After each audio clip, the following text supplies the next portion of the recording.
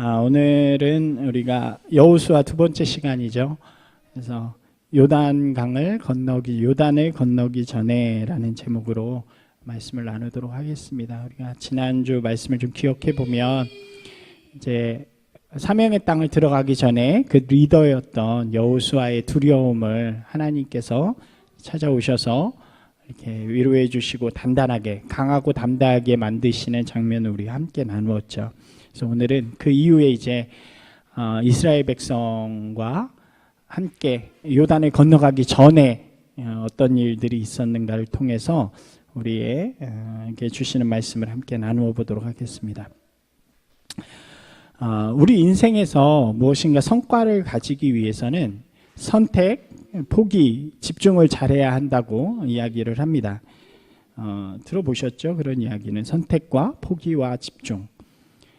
이 단어는 하나로 연결되는 하나의 줄기라고도 할 수 있죠. 여러 가지 중에서 하나를 선택한다는 것은 그 다른 하나를 포기하는 것이라고 할 수 있고, 또 내가 선택한 그것에 집중하는 것이기 때문입니다. 예를 들면 우리가 관심 있어 하는 이 시대에 가장 많은 관심을 가지는 다이어트를 한번 생각해 볼 수 있겠죠. 다이어트, 살을 빼기로 결정하죠. 이제 여름이 다가오니까 또 노출이 있는 옷들, 이렇게 반바지나 이런 걸 입으려면 또 살을 빼야 된다고 생각을 하게 됐죠. 이것이 선택입니다. 다이어트를 선택하기 위해서는 포기해야 될 것들이 많은 거죠. 무엇을 포기해야 되나요? 가장 먼저 음식을 좀 포기해야 되겠죠. 기름진 음식이라든가 이렇게 포만감을 줄 수 있는 그런 것들을 포기해야겠죠. 그리고 또 편안한 자세나 이런 것도 좀 포기해야겠죠. 맨날 누워 있거나 그러더라고요. 먹고 누워 있으면 살 많이 찌잖아요. 그래서 기대지 않고 그런 것들이죠. 여가 시간도 포기해야겠죠.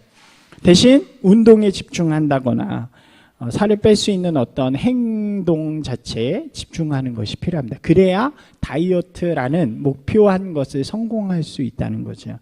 이것이 바로 선택, 포기, 집중이라는 하나의 것이죠. 연애와 결혼도 마찬가지죠. 한 사람을 선택한다는 것은 다른 사람을 포기한다는 것을 의미하죠. 내가 선택한 사람에게 집중해야 하죠. 포기하지 않고 모두에게 집중하는 사람들이 있죠. 이런 사람들을 뭐라고 불러요? 바람둥이라고 부르는 거죠. 우리가 인생에서 말하는 소위 성공이라는 것도 마찬가지라고 생각합니다. 여러 가지 길 중에서 자신이 가장 좋아하는 것, 잘할 수 있는 것을 선택하고 다른 것들에 눈을 돌리지 않고 그것에 집중해서 준비를 할 때 성공할 가능성이 높아지는 거죠. 근데 이 시대는 조금 달라지긴 한 것 같아요. 여러 멀티라 그래가지고 여러 개를 잘하는 사람이 또 각광받기도 하는데, 요즘 아이들 혹은 제가 대학교에 가서 잠깐 특강할 때도 보면 요즘 아이들이 이걸 잘 못하는 것 같더라고요. 무엇을 선택하고 포기하고 집중하는 것을 잘 못하는 것 같아요. 그래서 과를 선택한다는 것은 그 과에 내가 집중하겠다고 들어간 거잖아요. 근데 다른 과가 더 좋아 보이니까 이렇게 하기도 하고, 그래서 졸업할 때가 될 때까지도 내가 이 과에서 공부하는 게 잘하는 건가 하는 고민에 가는 친구들이 의외로 많은 것을 굉장히 보게 되었습니다.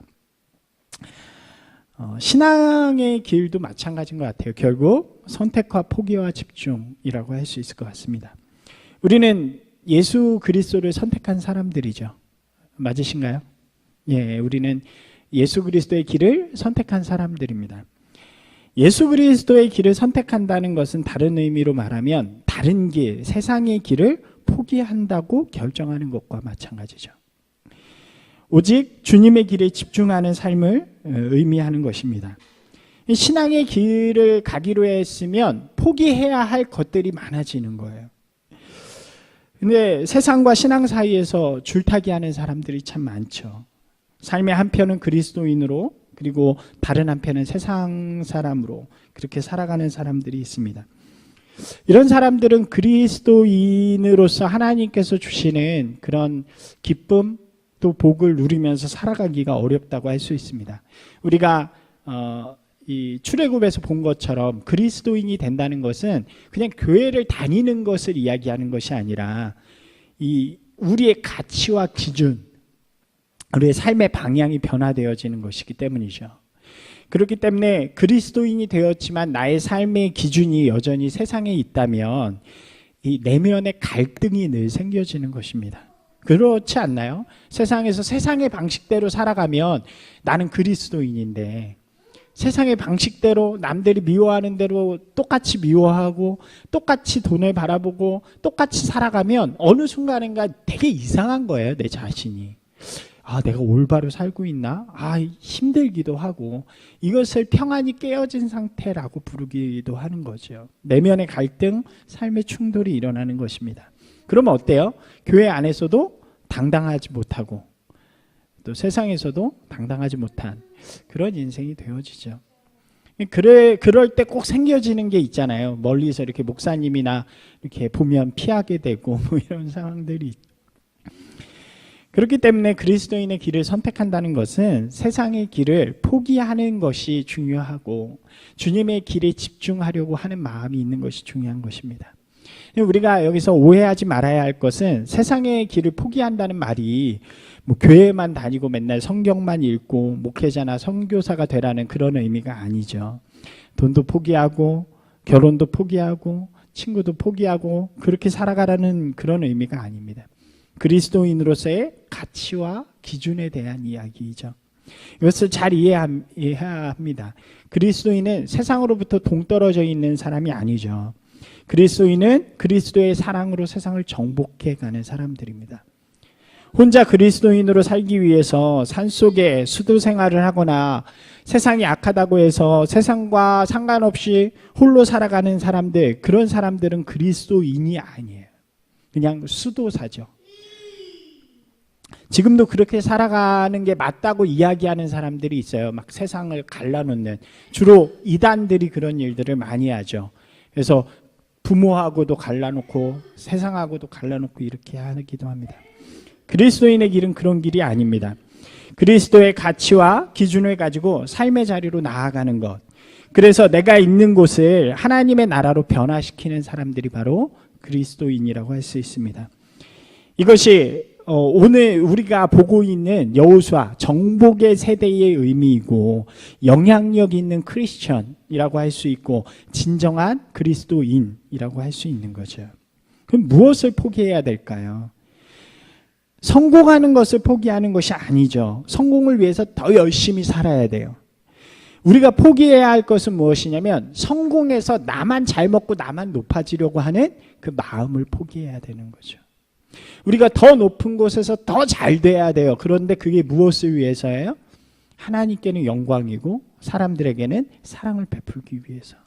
그래서 최선을 다해야 되죠. 그렇기 때문에 과정이 너무나도 중요한 거예요. 되지 못하더라도 성공까지 하지 못하더라도 내 과정 속에서 하나님께 영광이 되고 사람들에게 사랑의 나눔이 되면 그걸로 충분한 거죠. 돈을 포기해야 될까요? 아니요. 많이 벌어야죠.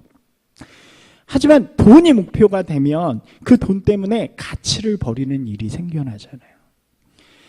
거짓된 일을 하게 되고 남에게 피해를 줄 수 있는 거죠. 올바르고 선한 방법으로 돈을 많이 벌어야 합니다. 많이 버십시오. 사람 많은 데서 하면 막 이런 말 하면 아멘이 막 나와요. 돈 많이 버시라고 하면. 돈을 많이 버는 것보다 더 중요한 것은 그것을 가치 있게 벌고 가치 있게 쓰는 것이죠. 사랑을 전하는 사람이 되어야죠. 이것이 바로 그리스도인의 기준이라는 것입니다. 하나님의 나라의 기준을 선택했으면 세상의 기준은 포기되어야 하는 것입니다. 그리스도인의 가치를 선택했으면 그 가치에 집중하고 세상의 가치는 포기되어져야 하는 거죠. 이것이 바로 사명으로 살아가는 그리스도인의 모습이라고 할 수 있습니다. 이러한 관점에서 오늘 이 말씀을 함께 보면 여호수아가 먼저 준비가 되었잖아요. 두려움을 이기고 이제 여호수아가 이스라엘 백성들을 가나안 땅으로 데려가기 전에 뭐가 있냐면 요단강이 있는 거예요. 그 요단강을 건너가기 전에 이 여호수아는 이스라엘 백성들에게 우리가 저 길을 선택할 것이기 때문에 이제 포기해야 될 것들을 여기다 버리고 가자고 이야기를 하는 것입니다. 첫 번째 명령이 이것이었어요. 같이 한번 읽어볼까요? 오늘 말씀인데 11절입니다.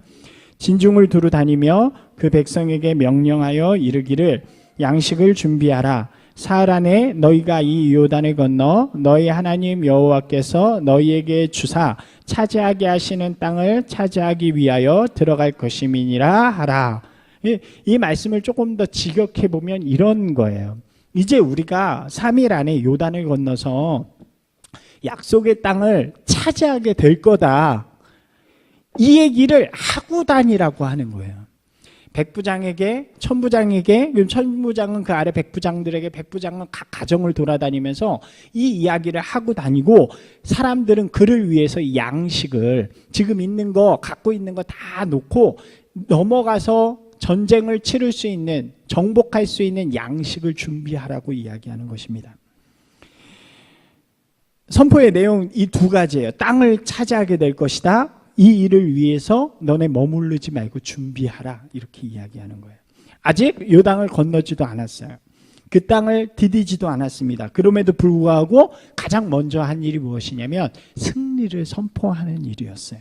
그리고 그 승리를 위해서 지금 너희가 해야 할 일을 알려주는 거예요. 이스라엘 백성들이 가나안 땅을 정복하기 위해서는 요단강을 건너야 되죠. 한 지도를 한번 보시겠어요? 여기가 이제 애굽이고요. 여기가 홍해를 건너서 우리가 저번에 본 것처럼 이렇게 해서 시내산으로 해서 여기에서 40년을 있고, 이제는 이렇게 돌아와서 조금 넓은 걸로 보시면 이제 여기가 아까 여기예요. 가나안이라고 되어 있는. 그래서 여기가 요단강이고 여기가 갈릴리 호수. 그다음에 쭉 내려와서 요단강이 여기고요. 그다음에 여기에 사해, 염해라고 불리우는. 이해되셨죠? 그래서 어디로 왔냐면 여기에 온 거예요. 지금 요단 동편에 온 것입니다. 그래서 요단강을 건너면 바로 뭐가 있냐면 여리고성이 있는 거예요. 여기를 건너기 전에, 여기 건너면 이제 어떻게 되냐면 더 이상 테러가 없습니다. 지금 만약 안 싸우려면 지금 안 싸워야 되는 거예요. 요단강을 건너면 테러도 없고 끝나는 거예요. 여러분 혹시 그 배수의 진이라고 아시죠? 배수의 진이 뭐예요? 진 뒤에 물이 있는 거예요. 이 병법에서는 배수의 진을 놓고 싸우면 안 돼요. 왜냐하면 태각을 할 수 있으니까, 불리하면. 근데 배수의 진을 칠 때 뭐냐면 더 이상 길이 없을 때, 더 이상 다른 선택이 없을 때는 배수의 진을 치고 싸우는 것입니다. 그 배수의 진을 치게 생긴 거예요. 그 건너가기 전에 마지막으로 이 여호수아는 백성들에게 우리가 이것을 결정하고 가자고 이야기하는 장면인 것입니다. 버리고 가자. 여기다가 놓고 가서 이제 우리가 결정한 그 땅에서 집중하며 나아가자고 이야기하는 것입니다. 무엇을 요단을 가기 전에, 요단강을 건너기 전에 버려야 할까요? 첫 번째로 불신앙을 버리자고 이야기하는 거예요. 요단강을 건너면서 이스라엘이 버려야 하는 것은 불신앙이었습니다. 이스라엘 백성들 한번 생각해 보세요. 우리가 했던 것을 생각해 보면서 광야에서 너무나도 많은 불신을 행하죠. 조금만 불편해지면 하나님을 향해서 왜 우리를 이렇게 만들었느냐고 불평하고요. 배고프면 막 우리가 다시 돌아가고 싶다 그러고요. 가나안 앞에서도 그들은 불평을 해서 결국 40년을 그렇게 보내게 되잖아요. 이제 그 40년이 지난 다음에 가나안 땅에 들어가서 그곳을 정복하기 위해서 가장 먼저 버려야 할 것이 무엇이냐면 그들보다 윗세대에 있던 사람들의 그 불신앙, 하나님을 신뢰하지 않고 하나님께 반역했던 그 불신앙을 버리고 가자고 이야기하는 거예요. 새로운 지도자 여호수아가 그와 함께하는 새로운 기적의 세대들, 정복의 세대들을 향해서 야, 두려워하지 마라. 하나님께서 이미 우리에게 이 땅을 주셨다. 그러니까 우리가 이전 세대에 갖고 있던 그 불신앙을 버리고 우리의 자리로 나아가자고 이야기하는 거죠. 여러분, 불신앙이 뭘까요? 불신앙을 성경적으로 보니까요, 단순히 믿지 않는 것다, 이거는 좀 단순한 의미고, 조금 더 깊은 의미로는 첫 번째 의미가 이 의심이라는 단어예요. 믿어요. 믿는데 100%가 아닌 거죠. 이게 의심입니다. 100%가 아니니까 어떻게 할까요? 아, 맞아. 그 길이 맞는데 혹시 다른 길이 있을 수도 있어라고 생각하는 거죠. 다 아니면 어떻게? 이런 단어들이 맴도는 거예요. 이스라엘 백성들 마음에도 그런 의심이 들 수 있었어요. 약속의 땅을 주셨어요. 그런데 혹시 우리가 그 땅을 정복할 수 있을까? 우리에게 하나님의 나라가 이루어질까? 하나님께서 내 길을 인도하여 주실까? 과연 내가 하나님의 나라를 이루면서 살아가면 행복할까? 하나님께서 내 인생을 정말로 지켜주실까? 여러분, 이 질문들이 우리가 가지고 있는 질문들하고 비슷하지 않나요? 하나님을 믿어요. 예배도 드려요. 그런데 우리의 삶의 자리에서 정말로 내가 하나님이 나와 함께 하시고 우리 가정을, 내가 있는 곳을 하나님께서 인도하여 주시고 정복해 하실까? 이런 마음들이 우리 가운데 있을 수 있다는 거죠. 이것이 바로 의심이라는 단어입니다. 성경은 의심을 어떻게 풀이하냐면요, 원어로 보니까 이렇게 이야기해요. 한 번에 양쪽을 보는 것. 한번 같이 읽어보실까요? 한 번에 양쪽을 보는 것. 이 단어가 언제 등장하냐면 마태복음 14장에 보면, 여러분들이 기억하실지 모르겠어요. 풍랑 위를 걸어오시는 예수님의 모습이 있습니다. 그러니까 예수님께서 제자들을 먼저 갈릴리 바다로 보내시죠. 근데 풍랑이 이니까 막 배가 이렇게 움직이니까 제자들이 두려워해요. 그 밤에 저기서 보니까 먼 누가 강을 이렇게 바다를 걸어오는 거예요. 누구예요? 예수님이죠. 그래서 베드로가 뭐라 그러냐면, 아니 예수님이십니까? 그 예수님이면 저도 바다 위를 걷게 해주십시오라고 이야기하잖아요. 얼마나 위대해요. 저는 베드로가 위대한 믿음의 사람이라고 생각해요. 예수님 뭐라 그러세요? 그래 와라. 예수님 더 대단하시죠. 와라. 그러니까 베드로가 진짜 가요. 그래서 바다를 걷습니다. 근데 문제가 생기죠. 파도가 막 이렇게 거세게 바람이 하니까 이 사람이 쑥 빠지게 되는 거예요. 예수님이 그때 하시는 말씀이 뭐냐면, 믿음이 없는 자여 왜 의심하느냐, 이렇게 하세요. 근데 그 의심이 어떤 의미냐면, 베드로가 예수님만 볼 때는 바다 위를 걸어가요. 근데 파도가 치고 바람이 부니까 베드로가 뭐를 볼까요? 양쪽을 바라보잖아요. 예수님만 바라보는 게 아니라 배를 바라보는 거예요. 나를 안전하게 해줄 분이 예수님인데 혹 잘못되면 어디로 가요? 배로 가겠다는 거죠. 한 번에 예수님과 배를 바라보는 그 눈, 그것이 바로 의심이라는 단어라는 거예요. 우리가 하나님의 일을 이루어갈 때 요단을 건너기 전에, 하나님의 사명의 땅을 정복하기 전에 가장 먼저 버려야 하는 것, 그것이 바로 이 의심, 불신앙이라는 거죠. 우리가 여기서 오해하지 말아야 할 것은, 의심하지 말라는 것은 비전과 사명에 관한 거예요. 하나님의 말씀, 하나님의 뜻에 관한 것이지, 이 말씀을 이렇게 들으면 안 돼요. 내가 무엇인가 내가 원하는 것을 하나님한테 기도해 놓고 그것이 될 줄로 확신하는 것, 그것은 좀 이상하죠. 예를 들면 하나님께서 복권을 사고 복권에 당첨시켜 주실 줄 믿습니다. 그러고 믿는 그거는 아니에요. 그런 것을 의미하는 것이 아니라 하나님께서 이 땅 가운데 행하시기로 약속하신 것들, 하나님께서 나를 통해서 이 땅 가운데 이루고자 하시겠다고 약속하신 것들에 대한 확신, 그것을 이야기하는 거죠. 여호수아는 이스라엘 백성들을 향하여 이렇게 선포하는 거예요. 하나님이 이 땅을 우리에게 주셨습니다. 여러분, 하나님께서 이 땅을 우리에게 주셨습니다. 이것이 약속이고 하나님께서 우리에게 주신 사명입니다. 이제 이곳을 향해 우리가 나아갈 것입니다. 여러분들 믿음으로 준비하십시오. 이렇게 말하는 거예요. 이 이야기를 들은 이 관리들, 백부장, 천부장들이 들어요. 그리고 자신들이 관리하는 백부장들한테 가서 이 얘기를 똑같이 합니다.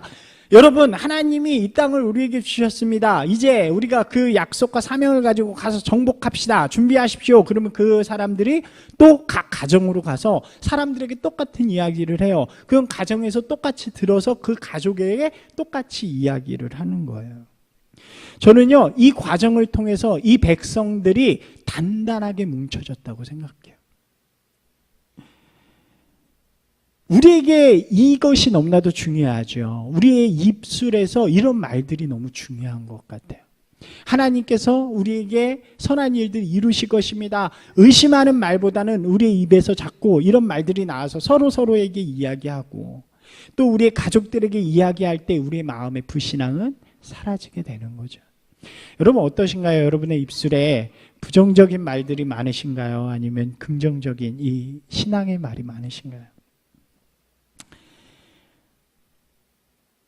자꾸 안 된다, 어렵다 하지 말고 하나님의 이루실 일들을 기대하면서 서로 중보하고 격려하는 저와 여러분이 되길 소망합니다. 아멘. 그죠? 우리가 교회 얘기를 잠깐만 하면 우리 교회 안에도 하나님께서 역사에 이루실 줄로 믿습니다. 네, 아멘. 감사합니다. 그죠? 환경과 조건만 보면 자꾸 그럴 수 있잖아요. 아, 여기 아파트도 없는데 주말엔 사람도 하나도 안 다니는데 될까? 막 이런 생각이 들 수도 있잖아요. 그러나 하나님께서 약속해 주신 그 약속의 말씀, 막 이런 것들이 아니라 하나님께서 우리 교회를 통해서 저에게 주신 약속은 좋은 교회를 세우겠다는 말씀이었어요. 그래서 프라미스 교회라고 이름도 세운 것이고, 하나님께서 이루실 일들을 우리가 서로 기대하며 믿음으로 나아갈 때 하나님께서 이루실 줄로 믿습니다. 우리 서로 한번 인사 이렇게 좀 격려하실까요? 하나님께서 이루실 것입니다. 네, 우리 가정도 마찬가지죠. 우리 가정도 마찬가지고요.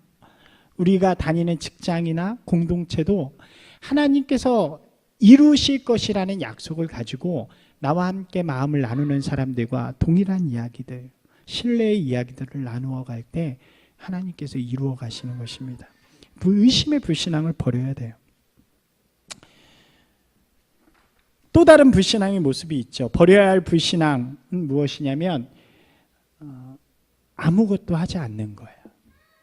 여호수아는 그 땅을 차지할 것이라고 선포하면서 이제 뭐라고 명령을 하냐면 양식을 준비하라는 거예요. 왜냐하면 그 땅에 가면 더 이상 만나가 내리지 않거든요.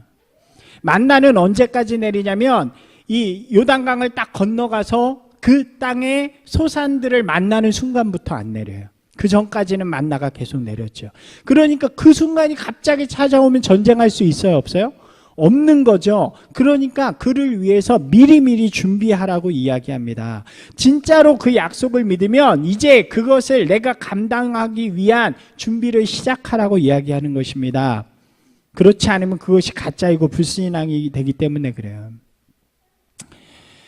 여러분, 하나님께서 행하실 것이라는 말 속에는 굉장히 위험한 말이 있어요. 우리가 그런 말들을 많이 쓰잖아요. 하나님이 행하실 것이다 라고 이야기하면서 그러니까 나는 아무것도 안 해도 돼라는 게 불신앙이라는 거예요. 하나님이 행하실 것인데 그 행함을 누굴 통해서 이루세요? 나를 통해서 이루시는 거예요. 그러니까 진짜 신앙은 무엇이냐면 하나님이 행하실 일들을 기대하며 오늘 내가 할 수 있는 일들을 시작하는 거죠. 우리 삶에서 큰 변화를 먼저 기대하는 것이 아니라 사명의 자리를 위해 작은 일을 시작해야 하는 것입니다. 내가 여유가 생기면 그때 하지 뭐 이게 아니라 오늘 내가 할 수 있는 일들을 시작하는 거예요. 여러분 보세요. 이렇게 기도하는 사람이 있어요. 하나님, 제가 기도하는 사람이 되게 해주세요. 어때요? 하나님, 제가 기도하는 사람이 되게 해주세요. 하나님, 제가 성경 읽는 사람이 되게 해주세요. 하나님, 제가 전도하는 사람이 되게 해주세요.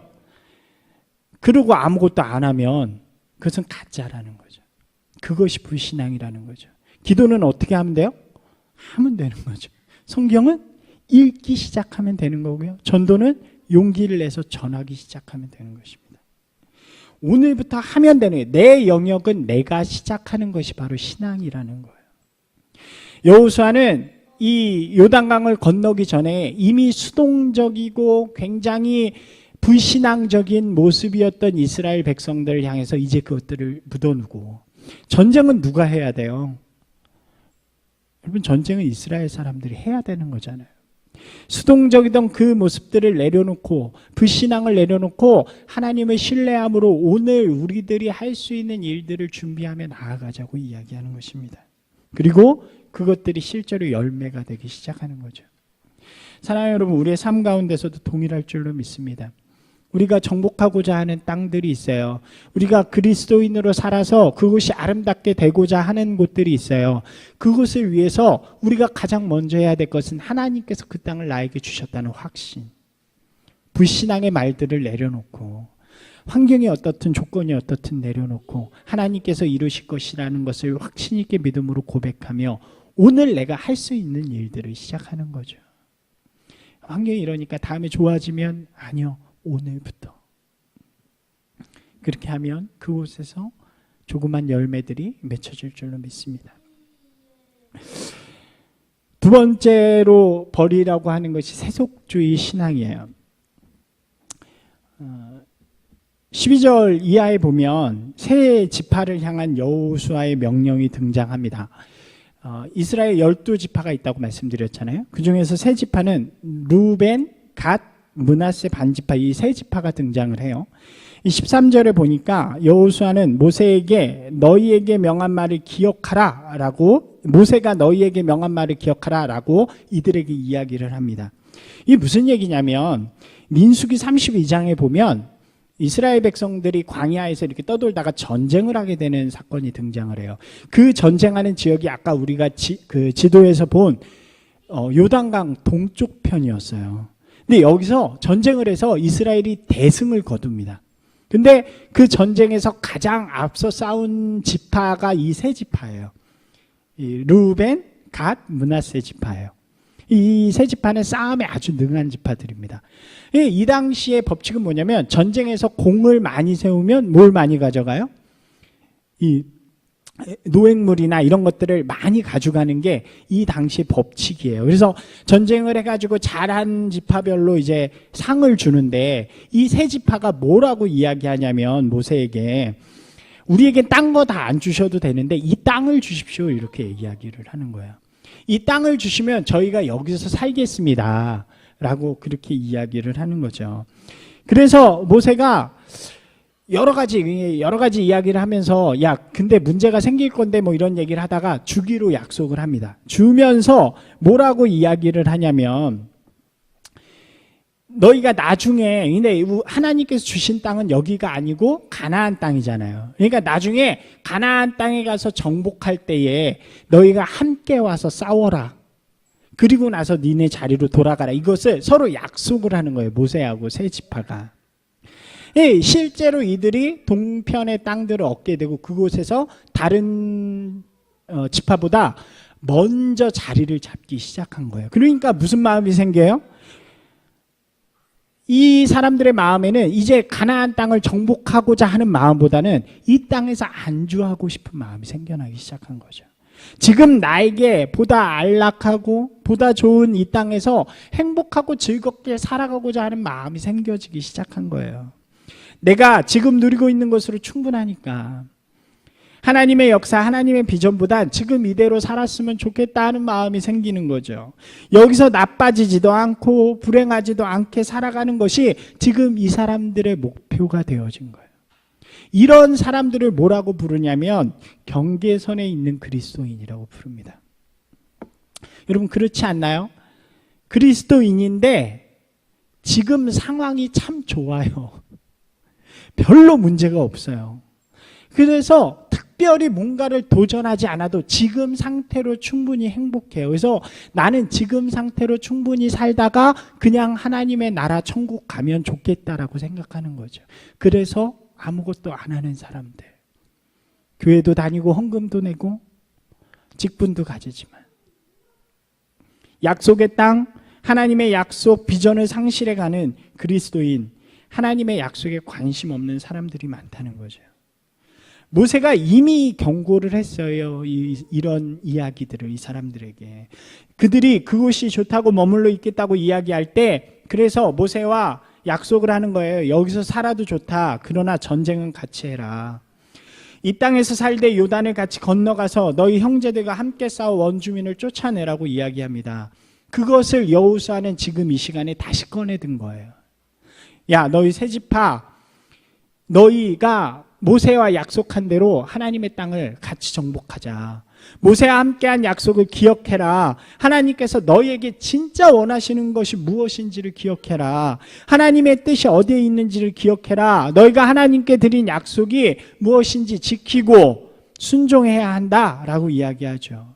여러분, 요단을 건너기 전에 우리가 무엇을 버려야 하나요? 세상에서 안주하고자 하는 마음, 세상과 타협하는 마음, 이러한 마음들, 세속주의 신앙이라고 부르는 세상으로 충분한 신앙을 버려야 한다는 거예요. 지금 나에게 있는 세상적인 행복 때문에 하나님의 약속, 하나님의 명령에 불순종한 마음, 그 마음을 버리라는 거죠. 여러분 어때요? 여러분의 삶에 문제가 있습니까? 우리가 문제가 있을 땐 하나님을 늘 찾잖아요. 어려울 땐 늘 찾아요. 그러나 문제가 해결되고 삶이 좋을 때는 뭐라고 기도해야 하나요? 하나님, 이곳이 좋사오니. 이것이 우리의 마음이라는 거죠. 이것이 우리를 유혹하는 세속주의 신앙이라고 할 수 있습니다. 적당히 세상과 교회를 섞어서 교회 다니는 것으로 천국은 해결하고 지금 나의 삶은 세상에서 해결하는 것. 생각해 보면 이 세 지파에게 약속의 땅을 정복하라는 이 사명이 얼마나 불편했겠어요. 그렇지 않았을까요? 이미 나는 땅을 가지고 있고 그런데. 아마 이러한 설교들이 어떤 사람들에겐 되게 불편할 수도 있을 거예요. 왜냐하면 이 시대는 익명성을 요구하는 신앙의 시대라고 그러잖아요. 그래서 큰 교회를 많이 간다 그러잖아요. 그냥 교회만 갔다 오면 되니까. 근데 사람들에게 헌신하고 정복하고 도전하고 그렇게 살아가라고 이야기하는 것이 어려울 수도 있습니다. 그래도 어쩔 수 없어요. 왜냐하면 하나님이 원하시는 것은 이 땅에서 하나님의 백성으로 우리가 살아가는 그곳을 하나님의 나라로 만들어가는 것이 우리의 길이기 때문에 그래요. 그렇게 살아야 진짜 하나님이 주시는 기쁨, 진짜 하나님이 보여주시는 하나님의 나라를, 또 하나님의 마음, 우리를 위해 이 목숨까지 주신 예수 그리스도의 마음을 우리가 이해할 수 있기 때문에 그래요. 오늘날 이 땅에서 이러한 세속주의 신앙인들 때문에 얼마나 하나님과 그리스도와 교회가 욕을 먹고 있나요? 돈과 교회를 함께 섬기고 명예와 신앙을 함께 추구하며 믿음을 권력의 도구로 사용하는 사람들 때문에 교회의 권위와 신앙의 가치가 땅바닥까지 추락한 것입니다. 이 대선 또 작년부터 이어지는 그 속에서 교회가 보여지는 교회죠. 보여지는 교회들이 좀 잘못한 부분들이 지금 막 나와요. 그래서 사람들이 교회를 향한 시선들이 너무 안 좋아요. 또 내년부터 교회에 대하여 세금 문제 때문에 지금 또 얼마 전에 보니까 교회에서 그걸 또 반발하고 나서서 세상에서 교회를 보는 시선들이 너무 안 좋죠. 왜 그렇습니까? 교회가 세속주의 속에 머물러 있어서 그래요. 지금이 좋사오니. 제가 설교를 준비하다 한 기고문에서 이런 글을 본 적이 있습니다. 이분이 이런 제목이었어요. 차라리 기도를 열심히 하지 마십시오. 자신이 경험한 한 성도에 대한 이야기를 하면서 세상에서는 욕을 먹는데 성도들끼리 모여서는 나 정말로 기도 많이 했어. 나 당신을 위해 기도하고 있어. 이런 말들을 한다는 거죠. 그러면서 삶의 자리로 돌아가서는 자기 맘대로 살면서 그것 때문에 욕을 먹는 그런 사람들을 보면서 차라리 기도를 열심히 하지 않는다고 이야기하세요. 차라리 교회 열심히 안 다니는 사람이라고 이야기하세요 라고 기고문을 쓴 것입니다. 그러면서 우루과이의 한 교회 앞에 있는 글을 올렸더라고요. 우리 주보 한번 보시겠어요? 거기에 제가 같이 써놨는데 우루과이 한 교회에 있는 글이죠. 한번 같이 읽어볼까요? 하늘에 계신이라고 하지 말라. 세상 일에만 빠져 있으면서. 잠시만요. 같이 찾아서 하실까요? 예, 중간에 거기 있습니다. 이 중간 아래쪽 붙어 있을 거예요. 다시 읽겠습니다. 하늘에 계신이라고 하지 마라. 세상 일에만 빠져 있으면서 우리라고 하지 마라. 너 혼자만 생각하며 살아가면서 아버지라고 하지 마라. 아들, 딸로 살아가지 않으면서 아버지의 이름이 거룩히 여김을 받으시며 라고 하지 마라. 자기 이름을 빛내기 위해 살아가면서 아버지의 나라가 임하시며 라고 하지 마라. 아버지의 뜻이 이루어지소서라고 하지 마라. 내 뜻대로 되기를 원하면서 오늘 저희에게 일용할 양식을 주시고 라고 하지 마라. 죽을 때까지 먹을 양식을 쌓아두면서 우리에게 죄 지은 자를 사하여 준 것 같이 우리의 죄를 용서하소서라고 하지 마라. 누구에겐가 아직 앙심을 품고 있으면서 유혹에 빠지지 않게 하시고 라고 하지 마라. 죄 지을 기회를 찾아다니면서 악에서 구하소서라고 하지 마라. 악을 보고도 아무런 양심의 소리를 듣지 않으면서 아멘이라고 하지 마라. 주님의 기도를 진정 나의 기도로 드리지 않으면서. 이 기구문, 이 글을 보면서 저도 참 반성도 많이 하게 되고 주님 앞에 다시 한번 서는 시간을 좀 가지게 되었습니다. 우리가 세상과 똑같이 살면서 그리스도인이라고 하면 세상이 우리를 욕하는 거죠. 우리가 버려야 할 것은 무엇입니까? 세상과 똑같음을 추구하는 마음, 세속주의적인 신앙인 거죠. 우리를 왜 거룩하다고 하나요? 하나님이 거룩하신데 우리가 그 거룩을 닮은 이유는 거룩이라는 단어는 분별됨이기 때문이죠. 사랑하는 여러분, 우리 마음 가운데, 우리 모습 가운데 세상이 아닌 하나님의 가치를 바라보는 저와 여러분이 되기를 소망합니다. 세상 것들을 동일하게 추구하는 인생이 아니라 그 세상 것들 속에서 거룩함을 추구하며 하나님의 나라를 바라볼 때에 하나님께서는 우리를 통해서 우리의 땅, 우리의 가정, 우리의 직장, 또 우리가 살아가는 그 곳들을 아름답게 하나님의 나라로 만들어 가실 줄로 믿습니다. 여호수아가 그것이라고 생각을 해요. 자신의 두려움을 이긴 여호수아는 이제 이스라엘의 모든 백성들을 향하여 요단강을 건너기 전에 불신앙과 세속주의를 버리자고 도전을 합니다. 사명으로 하나 되어 주님의 땅을 정복하자고 이야기합니다. 우리의 삶의 자리에서 진정한 그리스도인으로 하나님의 나라를 이루어가기 원한다면 우리에게도 동일하게 우리가 가진 이 불신앙과 세상과 동일하고자 하는 세속주의가 버려지기를 소망합니다. 우리의 삶에 역사하실 하나님을 믿음으로 고백하고 오늘 나의 삶의 자리에서 사명의 일들을 시작하십시오. 그리고 세상을 바라보는 인생이 아니라 하나님의 역사를 바라보며 하나님의 가치를 추구하며 그렇게 나아가는 저와 여러분이 되기를 주님의 이름으로 축원합니다. 우리가 나아가는 삶의 자리에서 이번 주 좀 다른 모습으로, 전주와는 조금이라도 좀 다른 모습으로 내가 할 수 있는 하나의 일부터 시작하는 그런 한 주가 되기를 주님의 이름으로 축원합니다.